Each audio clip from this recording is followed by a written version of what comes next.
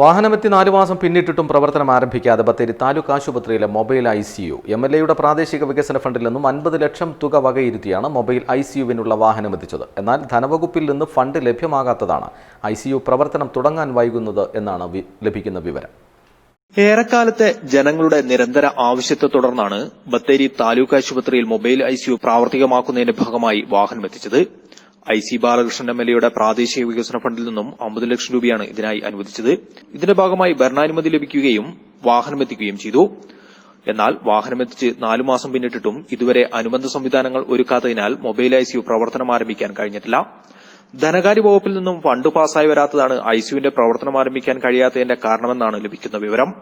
സർക്കാർ തലത്തിൽ mobile ICU സംവിധാനമില്ലാത്തതിനാൽ സാധാരണക്കാരടക്കമുള്ളവർ ഏറെ ബുദ്ധിമുട്ടുകയാണ്. അവശ്യ സമയത്ത് മൊബൈൽ ICU ലഭിക്കാത്തതിനെ തുടർന്ന് മരണങ്ങൾ വരെ സംഭവിച്ചിട്ടുമുണ്ട്.